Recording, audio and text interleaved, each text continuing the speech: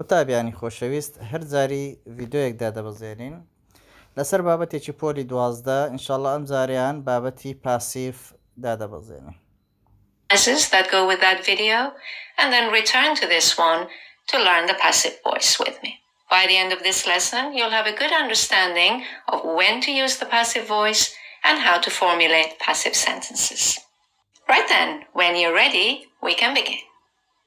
The passive voice. What is the passive voice? A sentence generally begins with the performer of the action, which is the subject, then the verb, then the object or person that the action is performed on. This is called an active sentence. For example, the subject is John, the verb is cleaned, and the object is the room. Now, if we begin the sentence with the object or person that the action is performed on, we formulate a passive sentence. So, starting with the object, the room, then adding the verb, was cleaned, and if we want to add the person, the subject, we can use by. The room was cleaned by John. Note that not all verbs in English take an object. Therefore, some sentences are complete without an object. For example, John slept well, or John lives far away. This type of sentence cannot be changed into the passive voice. Right, let's have a look at when we should use the passive voice. There are two main cases. Firstly, when we do not know who the subject is, or it's not important who the subject is. For example, somebody cleaned the room. The room was clean. Or when it is obvious to the listener or reader who the subject is, because it is the person who usually does it. The cleaner cleaned the room. The room was cleaned. Let's have a look at how we formulate the passive voice. There are 3 steps. First of all, put the object of the verb at the beginning of your sentence. Then, conjugate the verb to be in the same tense as the active sentence. And finally, put the main verb in the past participle form. For example, the active sentence is the postman delivers the mail. Get rid of the subject. Put the object at the beginning of your sentence. Conjugate the verb to be in the present simple tense, is, and put the main verb in its participle form, delivered. Let's look at another example. The decorator is painting my room. Here's the active sentence. Get rid of the subject. Put the object at the beginning. The tense is present continuous, so conjugate the verb to be in the present continuous tense, is being, and change to painted. My room is being painted. One more example. Someone stole the money. Get rid of the subject. Put the object at the beginning, the money. Conjugate the verb to be in the past simple tense, was, and change stole to the past participle form, stolen. The money was stolen. A few notes. First note, if you want to mention the subject in a passive sentence, use by. My room is being painted by the decorator. Note 2. If the active sentence begins with no one or nobody, the passive sentence will be negative. For example, no one turned on the light.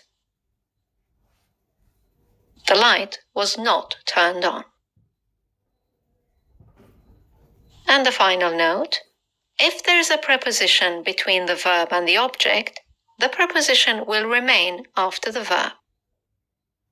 For example, they talked about the issue. The issue was talked about. Okay, let's have a look at the passive voice of different tenses. Present simple. Active, I do it. Passive, it's done. Past simple, I did it. It was done. Future simple, I will do it. It will be done. Present continuous, I am doing it. It is being done. Past continuous, I was doing it. It was being done. Future continuous, I will be doing it. It will be being done. Present perfect, I have done it. It has been done. Past perfect, I had done it. It had been done. Future perfect, I will have done it. It will have been done. Present perfect continuous, I have been doing it. Not common. In fact, perfect continuous tenses are very uncommon in the passive voice. So, like present perfect continuous, we don't put past perfect continuous, I had been doing it, or future perfect continuous, I will have been doing it in the passive voice. Keep these sentences to their active form. Right, let's look at a couple of other structures in the passive. In structures containing the infinitive, do, the passive is simply be done. For example, be going to, I am going to do it, changes into, it is going to be done. Have to, I have to do it, changes into, it has to be done. Used to, I used to do it, it used to be done. And modal verbs like can and may, with infinitive without to, I can do it, it can be done. And the final structure, in expressions containing the gerund, doing, the passive voice is with being done. Let's look at a couple of examples. Avoid.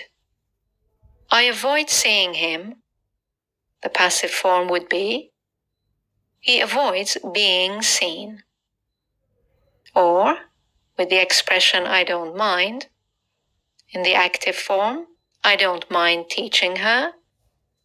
In the passive form, she doesn't mind being taught. Right, let's look at a person in the object position. We can also formulate passive sentences with a person in the object position. For example, somebody pushed me. سپاس بۆ جۆگرتنتان بە هیوان بەدڵتان بێ من مامۆستا جوماع عەباس زەردەچی